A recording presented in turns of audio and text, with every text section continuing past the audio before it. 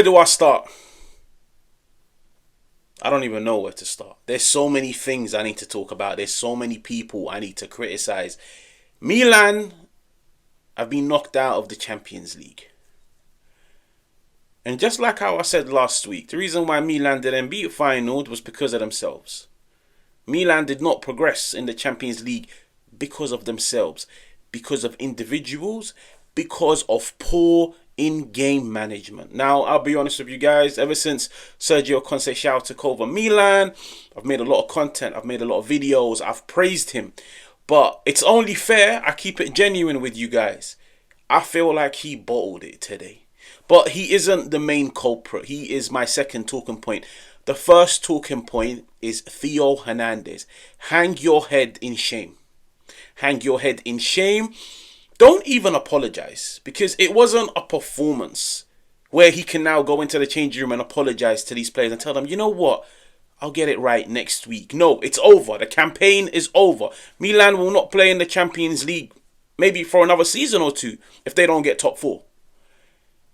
It's one of those performances like literally just go in the changing room, pack your bags and leave. Don't apologize. Don't try to say anything, because I'll be honest with you guys, nobody is trying to hear it. Nobody wants an apology. You want action. And what he done today was criminal.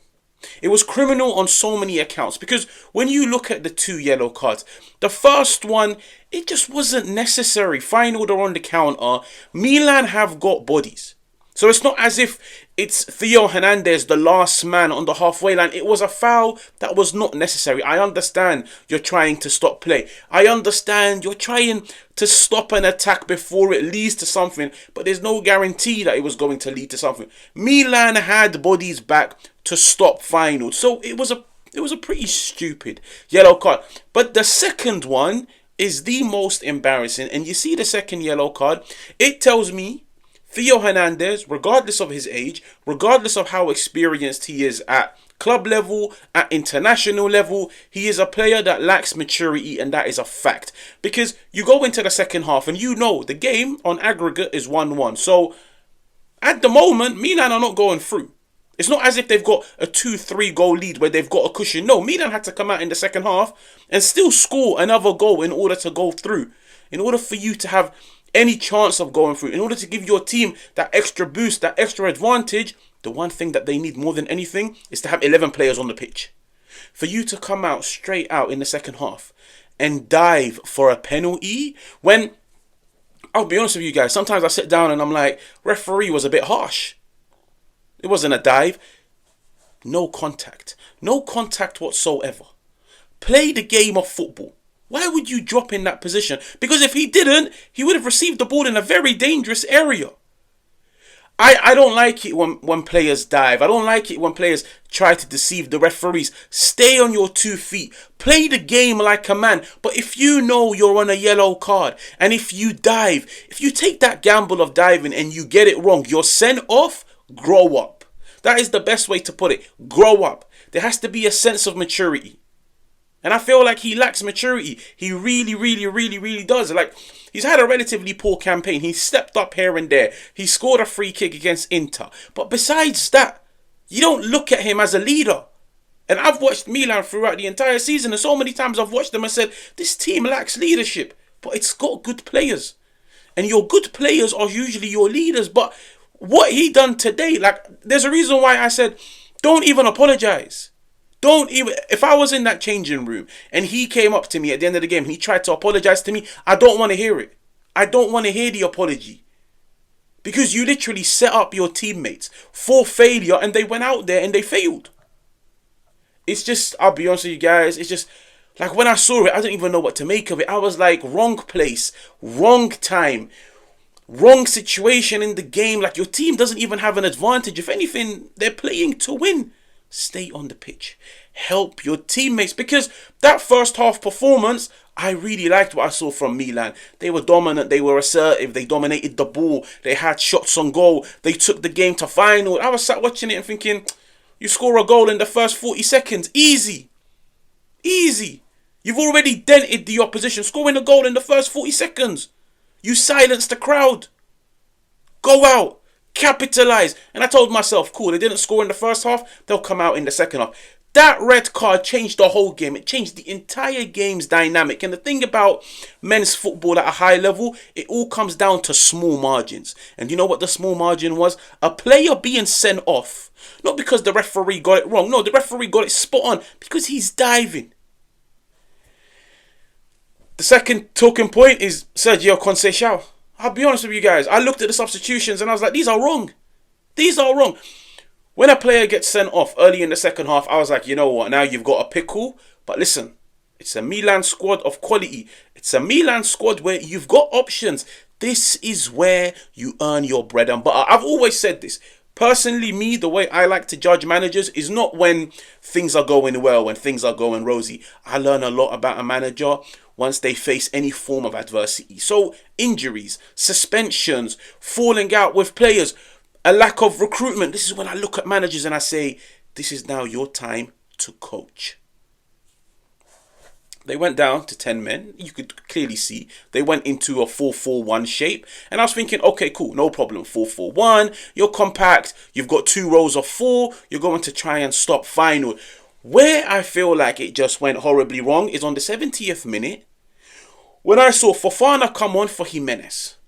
Now, I was sat watching the game and I was like, Jimenez, in the first half he was involved. In the second half he wasn't as involved. Why? Because when you go down to 10 men, you're not going to retain the ball as well as you did. You're not going to create as many opportunities. But if you know you need to score a goal, you keep your best goal scorer on the pitch, even if they have 0 touches of the ball. Because you keep them on the pitch for that hope, for that gamble, that maybe, just maybe, an opportunity will fall to them in the dying minutes. And if there's one player in that Milan team that you want the opportunity to fall to, it's Santi Jimenez. There's a reason why Milan chased him the whole of the January transfer window. There's a reason why he's shown, give me an opportunity and I score. Because ever since he's been starting for Milan, he's been getting the goal contributions. He's in the right place at the right time. He's decisive. He puts the ball into the back of the net. But this is what didn't make sense to me.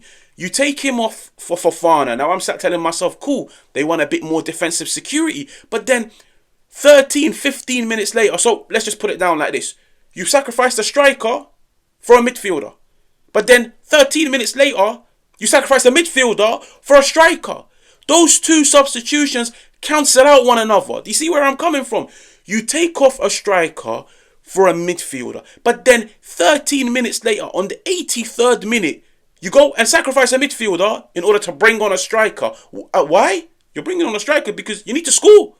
There's a reason why you've brought on this striker. Because you need to score. You bring on a striker on the 83rd minute. It was the wrong substitution. I'll be honest. Me, what I would have done, and these are the type of managers that I like, brave managers, where they understand it's 1-1. We're down to 10 men. It's risky what I'm going to do, but I can guarantee you, every Milan fan, every football fan would sit and salute a manager that's brave when they go down to 10 men. The managers that go down to 10 men and they still go out and play their game. The managers that go down to 10 men and what they do, sacrifice a centre-half for another striker because they know they need to score. 2 strikers on the pitch is better than 1. I understand you need to bring on players for more defensive security. I understand Feyenoord are going to dominate the ball. The more attackers you put on, the higher the chances are of you scoring. But where it didn't make sense to me is, why would you take off Santi Jimenez? Because I was sat watching the game and I'll be honest, I feel like Joao Felix has done well in a Milan shirt, but I don't think he was impressive today. And one part of me is beginning to sense some nepotism, some favoritism towards him, because I was sat watching the game and I was like, you take off Santi Jimenez. Joao Felix, he can score a goal, but he isn't a goal scorer. He doesn't have that box presence. He doesn't occupy centre-halves like Santi Jimenez does. You look at Joao Felix, he practically drops next to the centre-halves in order to pick up the ball. He likes the ball to feet. He likes to carry. He's not going to stay in the opposition box like a fox in the box and gamble on rebounds and crosses. That's not Joao Felix. Rafa Leao out wide on the left. I feel like he had an amazing first half. But in the second half, it just became predictable. Get the ball to Rafa Leao and let's see if he can do something. And I'll be honest, I love the guy, but I feel like in the second half, he didn't step up to it. The pressure was too much. I feel like he looked at himself and told himself, if Milan are going to win this game, I need to step up. I need to be the guy that either creates a goal, scores a goal. And I'll be honest with you guys, like the icing on the cake was in the dying minutes, he crosses the ball out of play. That was the icing on the cake. But the substitutions, they were wrong. They didn't make any sense to me. Be brave. I understand if you're winning and you go down to 10 men, be pragmatic. Bring on midfielders. Bring on defenders. But if the game situation is 1-1 and you need to win and you're playing at home and you're the manager of Milan in the Champions League, be brave. You keep Santi Jimenez on, but you bring on Tammy Abraham. And you have to trust him to be disciplined and help the team off the ball because you know what he's going to give you in the final third. 2 strikers are more worrying than 1. The substitutions, I'll be honest, guys, they didn't really make sense to me, especially because, like I said, you sacrifice a striker for a midfielder, but then 15 minutes later, you sacrifice a midfielder for a striker. It doesn't make sense. And there was just so many other things, like Kyle Walker. I feel like ever since he's come to Milan, especially when you bear in mind he's replaced Calabria, he's been a breath of fresh air. But today he was doing things where I was like I've followed Kyle Walker under Pep Guardiola at Manchester City. And I'll be honest with you guys, there was a reason why City let him go, because he's reached a stage where he isn't the player that he once was. But he has this nasty habit, which I'm not a fan of, where every time he picks up the ball and he can't progress it forwards, he would try pass it across his own goal. There was a period at the end of the game where he tried to there was no need, like what, a long ball across your own goal, across the pitch. It gets intercepted by Feyenoord, and I feel like every Milan player was just looking at him thinking, why would you make that pass? Like, even in football, they always teach you, passes across goal, avoid them. Avoid them, because if they get intercepted, the opposition have the ball in a very dangerous area. And every time he got the ball, I knew exactly what he was going to do. He was just going to cut in and just pass it across goal. But rather than passing it sideways on the ground, it was always in the air. And now you're asking too much from your teammate. They need to win the header. They need to control the ball. I'll be honest, like, Milan have been knocked out. Players didn't step up. A lack of maturity, a lack of discipline. Like, you've got Joao Felix running into challenges, kicking players. Keep your head. They always tell you in football, when things aren't going your way, it could be simple things like the opposition score a lucky goal, the referee is against you, you're playing away from home and in a hostile atmosphere. The teams that win are the teams that remain calm, the teams that have the composure, the teams that understand in-game dynamics. This is a Milan team.